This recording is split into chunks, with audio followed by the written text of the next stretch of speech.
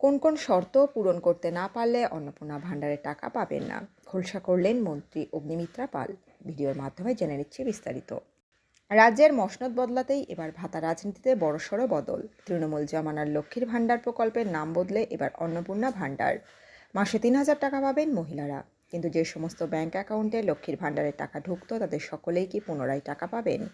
নবান্নে মন্ত্রিসভার বৈঠকের পর এই নিয়ে যাবতীয় জল্পনার অবসান ঘটালেন রাজ্যের নবনিযুক্ত পুর ও নগর উন্নয়ন এবং নারী ও শিশু কল্যাণ মন্ত্রী অগ্নিমিত্রা পাল। শুভেন্দু অধিকারী নেতৃত্বাধীন নতুন সরকারের আগেই ঘোষণা করেছিল জুন মাস থেকেই মহিলাদের অ্যাকাউন্টে পৌঁছে যাবে অন্নপূর্ণা ভাণ্ডারের টাকা। এদিন মন্ত্রী স্পষ্ট জানিয়ে দিলেন, আগামী 1 জুন থেকেই সরাসরি উপভোক্তাদের ব্যাংক অ্যাকাউন্টে 3,000 টাকা করে পৌঁছে যাবে। মন্ত্রী অগ্নিমিত্রা পালের কথায়, যারা ইতিপূর্বে লক্ষ্মীর ভাণ্ডার প্রকল্পের সুবিধা পাচ্ছিলেন তারা সকলেই অন্নপূর্ণা ভাণ্ডারের আওতাভুক্ত হবেন। তবে টাকা দেওয়ার আগে একটি বিশেষ অ্যানালিসিস বা পর্যালোচনার পথে হাঁটছে সরকার। তিনি বলেন, সবাই পাবেন। যারা লক্ষ্মীর ভাণ্ডার পাচ্ছিলেন তারা সকলেই অন্নপূর্ণা ভাণ্ডার পাবেন। মুখ্যমন্ত্রী বলেছেন, 1 জুন থেকেই টাকা ঢুকবে, কিন্তু তার আগে আমরা একটি বিশ্লেষণ করতে চাই।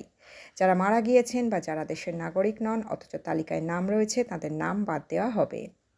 বিজেপি শিবিরের অভিযোগ ছিল, গত সরকারের আমলে লক্ষ্মীর ভাণ্ডারের তালিকায় বহু অসঙ্গতি ছিল। সেই সূত্র ধরেই বালির জয়ী বিজেপি প্রার্থী সঞ্জয় সিং জানিয়েছেন, আবাস যোজনার মতো এই প্রকল্পেও ব্যাপক ভেরিফিকেশন বা যাচাইকরণ প্রয়োজন। তাঁর দাবি, বহু যোগ্য মানুষ বঞ্চিত হয়েছেন, আবার বহু অযোগ্য ব্যক্তি সুবিধা নিচ্ছেন। সেই কারণেই আমরা মুখ্যমন্ত্রীকে আবেদন করেছি যাতে সম্পূর্ণ তালিকাটি একবার খতিয়ে দেখা যায়।